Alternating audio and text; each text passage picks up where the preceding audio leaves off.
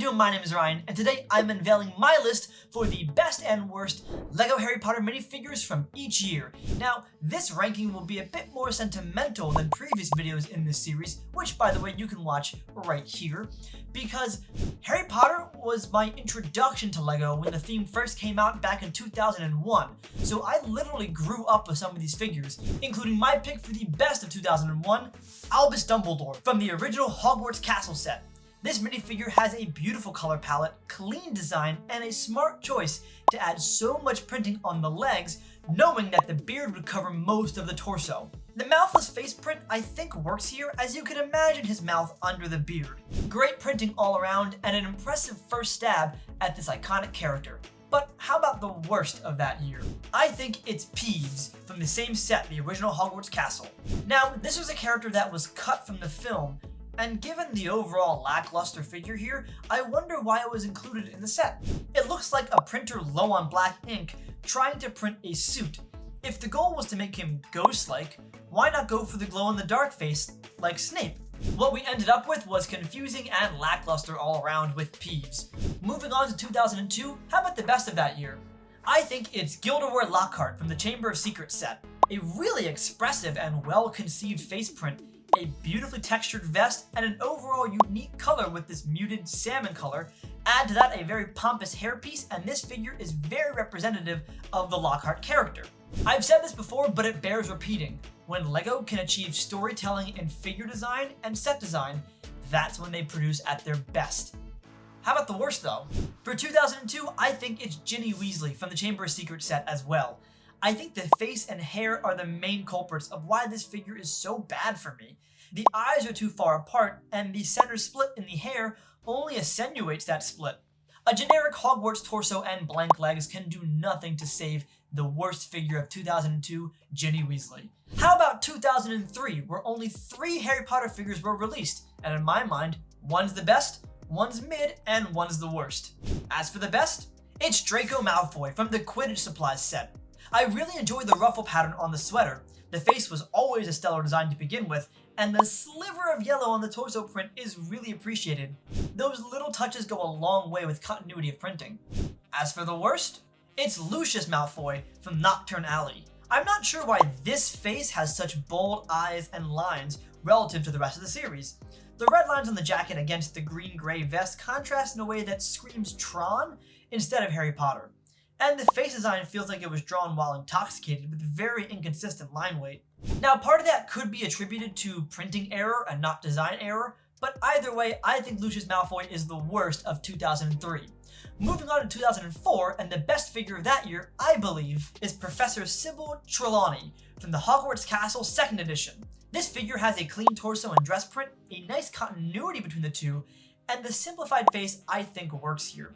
It's still stylized like other Harry Potter figures, but not overdone. Plus, the overall color palette of the purples and blues I think is quite nice. But how about the worst of 2004? I think it's Snape. Despite the improved torso print compared to the 2001 figure, I'm just curious as to why the face isn't like nougat. The glow-in-the-dark head as a gimmick works a lot less when put next to peach-colored faces as opposed to yellow faces. This is hardly an upgrade from the original figure, and the things that I think needed to change didn't, making it the worst. But how about 2005? What's the best figure of that year? I think it's Harry Potter in his Tri-Wizard outfit from the Graveyard Duel set. The new face design looks so much better, and the new outfit is such a nice counterpart to all the Hogwarts robes. The quad-colored Hogwarts crest looks beautiful, and the red and black patterning is very well balanced here. As for the worst of this year, I think it's Wormtail from the same set. I have no idea what this face design is. The proportions are way out of whack. The mouth is far too low, the amount of wrinkles are way too bold and sharp, and the totality of the face design is just overwhelming. Add to that a cartoony looking torso with wiggly lines, and you end up with the worst of 2005. Now, there were no figures released in 2006, so we're jumping to 2007. The best figure of that year, I think, is Professor Dolores Umbridge from the Hogwarts Castle version 3. This figure has a fantastic face print with added blush lines for her makeup. Great touch. Professor Umbridge also has a great hairdo and a wonderful torso print to match. The overwhelming pink outfit and matching makeup works with the character. Best figure of that year by far. But how about the worst? I think it's Hermione Granger from the same set. This figure has a very generic torso and a weird face. The side smirk doesn't work, nor do the tiny eyes. Frankly, I'm not sure what expression this figure is trying to make. Mischievous? Confused? It's really an ambiguous design, and for a minifigure, especially from one of Hermione Granger, I don't think it works that well. After a 2-year hiatus, Harry Potter came back as a theme in 2010, with the best figure of that year being Argus Finch from the Hogwarts Castle version 4. I love the disheveled look of the face with the unkempt stubble, bushy eyebrows, and disgruntled facial expression. Not to mention a great torso and fantastic leg printing with the keychain. All of this leads to a fantastic representation of the Filch character. Now, 2010 was a great year for Harry Potter figures, so the worst of this year is not necessarily bad, it's just the least good. And it's Voldemort from the same set. This figure has a lackluster torso, a fine face, but nothing all too fantastic. Moving to 2011, and the best figure of that year, I think, is Narcissa Malfoy from the Forbidden Forest set. This is a phenomenal figure, not only in its accuracy to the character, but I'm pretty sure every piece of this figure is exclusive. The face, the hair with the highlights, the torso, and the sloped dress piece. I love it when LEGO designers go all out on a figure like this. This is the first time Narcissa Malfoy appeared in minifigure form, and the designers did not disappoint. They really put their A game into it. A+ game, really. But how about the worst of that year, where LEGO maybe dropped the ball a little bit? I think it's this Goblin figure from Diagon Alley. If you remember my best and worst LEGO Star Wars video, the custom molded heads LEGO makes don't look good unless there's printing on the head itself. Otherwise, you end up with a homogeneous, flesh-colored, weird-like head with this goblin. While the torso is a solid design, the figure just feels unfinished, especially for 2011, making this figure the worst of that year. Now, 2012 is kind of unique because there was only one figure released, it was in a book, it was Harry Potter, and it's fine. Then, Harry Potter took a 7-year hiatus and came back in 2018 with the relaunch. I actually reviewed these sets on this channel as some of my first LEGO reviews I ever did for YouTube. Again, it just goes to show how intertwined LEGO Harry Potter is to my journey as a LEGO builder. And the best of 2018, I think, is Nearly Headless Nick from the Hogwarts Castle version 5. This is the first time we get this character, and wow, it does not disappoint. Incredibly detailed but clean torso and legs, comedic but accurate face, fantastic choice of hairprint. Nearly Headless Nick helped elevate the relaunch 2018 by putting a fantastic figure right out of the gate. But if you remember, there weren't just Harry Potter sets coming out that year. After all, it was the Wizarding World. So the worst figure of 2018, I think, is Tina Goldstein from Newt's Case in Fantastic Beasts: Where to Find Them. Tina is a rather lackluster figure. Some repeat parts, plain blank legs, and a really boring torso. You'll notice more and more as the Harry Potter franchise expands into the Wizarding World that the worst figures often look like they don't come from Harry Potter at all. This could be because they're moving away from Hogwarts as the main setting and just the world as the setting. But how about 2019? The best figure of this year, I think, is Rubeus Hagrid from Beauxbaton's Carriage. This is only one of 6 Hagrid figures to present a new outfit for him, and the fuzzy coat print here is brilliant. The colors, the pop of yellow on the tie, but also the patterning on it works so well. Not to mention the newer minifigure mold introduced in 2018 is used perfectly here with the giant beard, large body, but still in between a minifigure and a big fig. This Hagrid figure just makes me smile. It's one of the reasons I think it's the best of this year, as it elicits an emotional response from the builder. But how about the worst of 2019? I think it's Fleur Delacour in her dress from the Hogwarts Clock Tower set. The only real standout piece here is the torso, and everything else feels bland and repeated. Maybe if the line pattern continued on to the dress piece, Fleur would have been fine, but for what we got, I think it's the worst. How about 2020? What's the best figure of that year? Well, in my mind, I think it's Harry Potter in his robes from the Hedwig build. Now, across the series, I try to avoid using the term the definitive of any character because it kind of goes against the idea that LEGO can improve upon a character.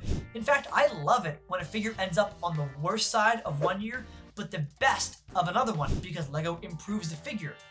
That being said, this to me is the definitive young Harry Potter minifigure. This one puts all the pieces together, from the hair, the young face, the robe print, and the first time blue gloves/hands are used. And that last detail really puts this figure over the edge into greatness for me. There's a great balance to the print and strategic pops of color on the black robes. It's a fantastic Harry Potter figure, and for me, the image that pops into my mind when I think of young LEGO Harry Potter. But how about the worst of 2020? It's a figure you all know and love. It's Hannah Abbott from the Student Accessory Pack.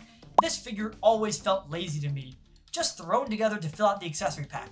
A repeated torso, a repeated hairpiece, Fleur's face. This figure is more akin to a build-your-own Harry Potter character, which we actually did end up getting in a future set, and it did it way better than this character ever could. So yeah, Hannah Abbott is the worst figure of 2020 and continues to get worse and worse in my mind. Moving on to 2021, I think the best figure of that year is Professor Minerva McGonagall from the Transfiguration class. The 2021 McGonagall figure is a beautiful step up from the 2018 figure. The annoyed face, the perfect torso and dress print, and the new addition of the hat-hair combo create a wonderful iteration of the character. And the fact this figure was pretty cheap to get makes for a great bonus. Easily the best minifigure of 2021. Before I move on to the worst, honorable mention to the gold minifigures released this year, as all of them look fantastic and are great collector's items. But on the design side, they're kind of all repeated. The only new addition is the gold coloring, so I really can't call them the best, but I do hope LEGO makes more of these gold figures for other franchises and themes. That'd be awesome. Okay, how about the worst of 2021? I think it's Cedric Diggory from the Herbology class. I think this figure is just boring. Yeah, we have hundreds of iterations of Harry, Ron, and Hermione, but at least there's something interesting about each one. This Cedric figure is just a boring face on a boring tan torso. It's not even like the Marvel Quantum suits where the repeated torso and legs are really detailed and have intricate designs. The tan torso with the wrinkle and pockets are just bland and uninteresting.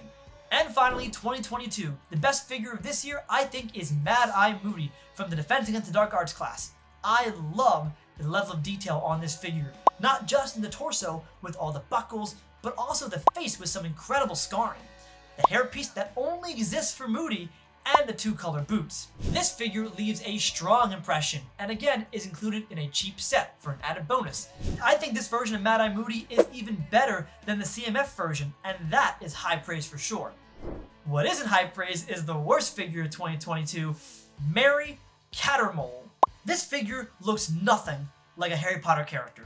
Like I mentioned earlier with Tina Goldstein, the further the series expands into more obscure characters and to less magical realms, the less these figures might feel like Harry Potter. I mean, look at this figure. She feels more like a city character than someone from the magical wizarding world. None of the pieces look all that special. It kind of feels like almost a cheap cosplay of America Chavez. And yes, this could be my real lack of knowledge of the Harry Potter franchise, but if you showed me this figure, I'd have no idea who it was, and it could have well been just a city figure included in a Marvel set. Easily the worst of 2022. Now, as of recording, 2023 is not over yet, but I do think the best figure so far is the Merperson figure. With an amazing torso design, really beautiful but scary face, awesome hairpiece that feels like the hair is underwater, and great mermaid legs to tie the whole figure together. And that's my ranking for the best and worst Harry Potter minifigures from each year. This was such a fun ranking to put together, and I love making these videos.